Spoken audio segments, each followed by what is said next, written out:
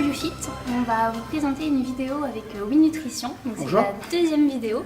Et aujourd'hui, on va parler des suppléments. Alors Idriss, première question, quel est l'intérêt de se supplémenter et pourquoi une alimentation saine ne pourrait-elle pas suffire? Alors comme on l'a dit dans la dernière vidéo, il n'y a pas une obligation de supplémenter. La supplémentation, c'est lié à un besoin.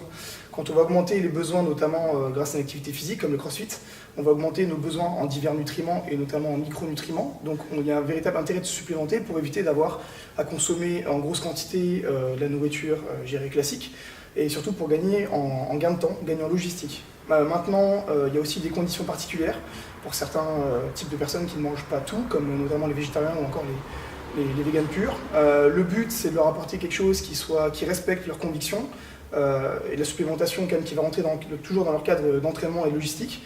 Mais il n'y a pas d'obligation à supplémenter, même pour ces personnes-là. Il y a toujours des moyens divers et variés de trouver des solutions et surtout de trouver des solutions dans leur alimentation courante. Ça, c'est super important. Alors du coup, comment savoir si on a besoin de se supplémenter ou pas?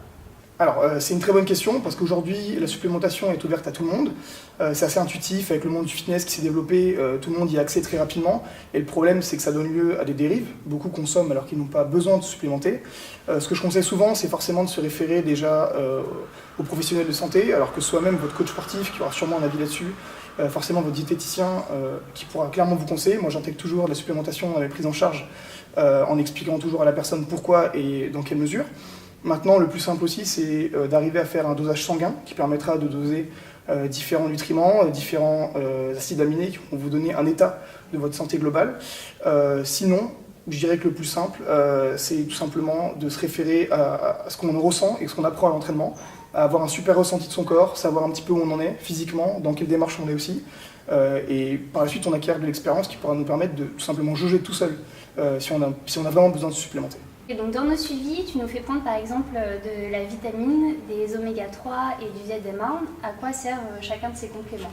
Alors je dirais que les compléments les plus importants que je vous fais prendre dans l'ordre, ce seraient les oméga 3 et la vitamine D3. Les oméga 3 sont bien connus, notamment dans le monde du crossfit forcément, car ils viennent, pour vulgariser un peu le discours, ils viennent huiler les articulations et permettent tout simplement d'apporter des acides gras qu'on dit essentiels, qu'on ne va pas pouvoir synthétiser nous-mêmes et qu'on va devoir apporter de manière exogène, donc via l'alimentation. Ça permet de réduire le terrain inflammatoire et surtout, les gens ne le savent pas, mais ça permet surtout d'apporter aux cellules, je dirais un peu comme la soupline que vous allez mettre dans votre linge, d'assouplir la cellule pour qu'elle puisse se comporter de manière optimale dans le corps humain. Ça c'est super important car ça va surtout conditionner toutes les interactions qu'il va y avoir dans le corps et surtout les interactions hormonales. Les oméga 3 ont la faculté de pouvoir déclencher des réactions hormonales, donc notamment que vous allez avoir à l'entraînement, que ce soit au niveau de l'adrénaline, au niveau de la testostérone, et donc cet oméga 3 va permettre d'être un précurseur de la testostérone qui permet forcément d'augmenter ses capacités physiques, d'augmenter la récupération et d'augmenter le volume d'intensité physique. Ça c'est super important. La vitamine D3, elle, est en complément des oméga 3 vu qu'elle est précurseur de la synthèse de testostérone par la voie du cholestérol, et malheureusement dans notre pays on n'est pas très ensoleillé, encore moins cette année. Du coup l'intérêt de se supplémenter en vitamine D3, c'est d'éviter une trop grande exposition au soleil qu'on a peu, qui elle permet de manière naturelle de convertir le cholestérol en vitamine D3, et c'est pour ça que je vais prendre ces deux compléments de manière principale. Maintenant on a aussi ce qu'on appelle le ZMA, donc c'est composé du zinc, du magnésium et de la vitamine B6. Le zinc est un précurseur de testostérone naturel, pareil. Le magnésium est le neuromédiateur du stress, donc le but c'est de ralentir le métabolisme avant le coucher pour augmenter la synthèse de testostérone et du coup d'augmenter la récupération active. Et la vitamine B6, pareil, c'est ce qu'on appelle un cofacteur, donc c'est comme si le jour où vous étiez en panne, quelqu'un vous aidait à pousser votre voiture, donc ça va interagir dans les réactions métaboliques, surtout du sucre, donc glucidique et protéique. Ça va augmenter la synthèse d'acides aminés, donc augmenter le rapport que vous allez avoir de récupération. Donc le tout, le ZMA, donc zinc, magnésium, vitamine B6, on prend ça généralement avant le coucher, pour faciliter l'endormissement et ralentir le métabolisme en vue d'une meilleure récupération. Alors autre question, on entend beaucoup parler des BCAA. Qu'est-ce que c'est et à qui ça s'adresse? Alors les BCAA, qu'on appelle aussi acides aminés branchés, ce sont tout simplement des acides aminés, donc c'est les perles qui constituent la chaîne de protéines, qui vont venir enrichir le muscle pour augmenter la récupération, simplement, vont venir se greffer à la chaîne de protéines qu'on a au niveau du muscle. Donc elles sont très utilisées notamment dans les sports de force, que ce soit en musculation, en haltérophilie ou en powerlifting. CrossFit aussi en compétition. Maintenant, l'intérêt qu'il y a aussi à côté, c'est qu'elles viennent directement interagir dans ce qu'on appelle le cycle de Krebs. Donc c'est le cycle qui permet de créer de l'énergie. En période de sèche notamment, on va clairement réduire le taux de glucides. Elles auront un intérêt puisqu'elles vont prendre la place des glucides dans le cycle énergétique et créer de l'énergie. Maintenant, moi je les utilise très peu, du moins avec des personnes pour de la perte de poids, puisqu'elles viennent aussi, donc, comme je viens de le dire, à juste titre, rentrer en place dans le cycle de Krebs à la place du sucre, mais également à la place des graisses. Du coup, quand on est en période, je dirais, première phase de sèche, on les utilise très peu, car on veut d'abord éliminer des graisses avant d'éliminer des sucres. Ça, c'est important. Ça évite l'effet de stockage des BCA, et du coup, le réel intérêt serait pour la compétition et pour la récupération active, puisqu'elles viennent directement se greffer à la chaîne de protéines musculaires.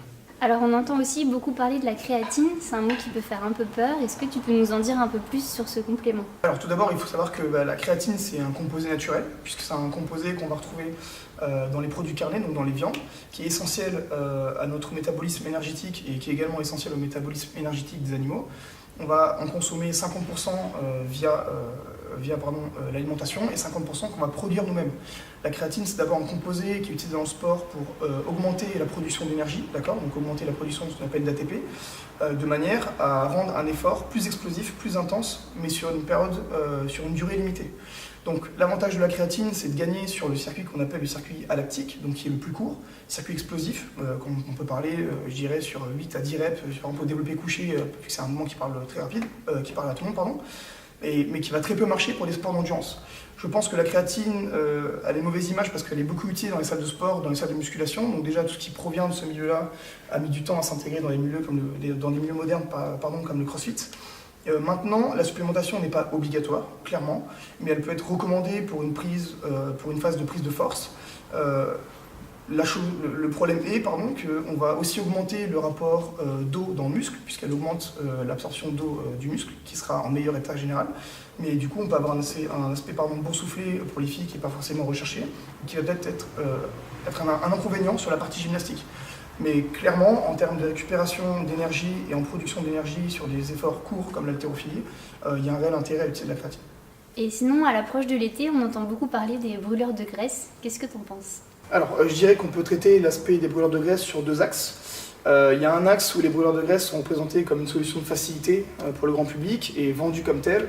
On vend des effets sur, 3 semaines, 4 semaines, 1 mois, 1 mois et demi, avec des extraits de plantes vertes, des choses qui ne changeront pas votre métabolisme, n'auront pas d'impact sur votre santé, alors que c'est des produits qui sont remplis de caféine, remplis de choses qui accélèrent votre métabolisme et dérégulent un peu votre système hormonal.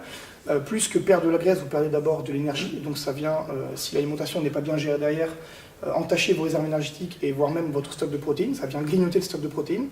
Et sur un deuxième axe, on peut voir notamment par exemple les bodybuilders qui gèrent très bien leur alimentation, qui rentrent sur des phases de sèche avec des brûleurs de graisse adaptés et non pas ceux du grand public, des choses qui vont être beaucoup plus travaillées, beaucoup plus appliquées, où là il y a un véritable intérêt, mais il ne faut pas voir seulement le résultat, il faut voir je dirais, entre guillemets, la souffrance qu'ils endurent pour en arriver là. Et là, le brûleur de graisse a un véritable intérêt. Maintenant, quand c'est bien utilisé et bien fait, il faut voir que c'est quand même 70% dans l'assiette et 30% en complément. Je pense qu'aujourd'hui, le brûleur de graisse, c'est pas la meilleure des solutions, car c'est vraiment un vecteur de facilité et c'est pas du tout représentatif du travail qu'on doit fournir pour en arriver là. Alors du coup, tu nous as parlé de beaucoup de compléments différents à prendre en gélule. Est-ce que tu peux comprendre que beaucoup de gens peuvent associer ce type de complément à tout ce qui va être drogue, stéroïdes, des choses comme ça? Alors je pense que ça vient tout d'abord de l'ignorance des gens. Ça veut dire qu'on associe tout de suite gélules, quelque chose qu'on ne connaît pas, avec en plus souvent des personnes musclées qui en prennent ou qui en recommandent. Du coup, dans l'inconscient des gens, c'est quelque chose qui va amener à être comme ces personnes-là, sans chercher derrière. Après, les personnes qui commencent à chercher de l'information, qui commencent à pratiquer des sports, on commence à prendre des compléments. Je parle notamment forcément du CrossFit. On en prend aussi beaucoup dans les sports à endurance comme le basket, où on va avoir beaucoup de fractionnés, ou le handball. Les gens commencent à comprendre qu'il y a un véritable intérêt, que les sportifs de haut niveau aussi sont supplémentés et que déjà ces produits ne font pas partie de la liste des dopants. Donc ça, c'est important.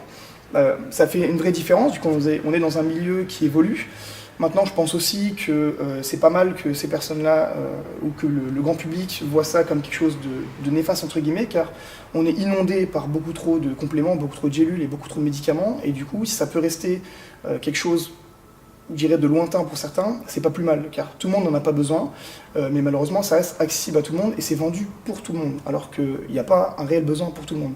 Donc la supplémentation, ça doit être quelque chose d'encadré, qui doit répondre à un besoin, avec un professionnel de santé derrière qui s'occupe de la supplémentation, pour que tout soit bien encadré et qu'on ait un réel bien-être chez la personne.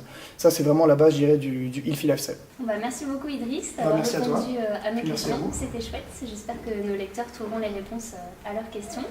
Et du coup, on se revoit bientôt pour un prochain article sur les balances connectées. Allez, vendu, on est parti.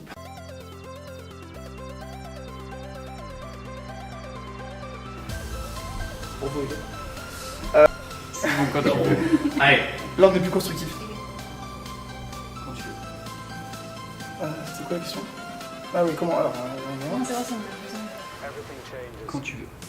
Donc, dans nos suivis, tu nous fais prendre par exemple de la vitamine. C'est sûr, c'est sûr. Alors, je vous fais prendre ces différents allez.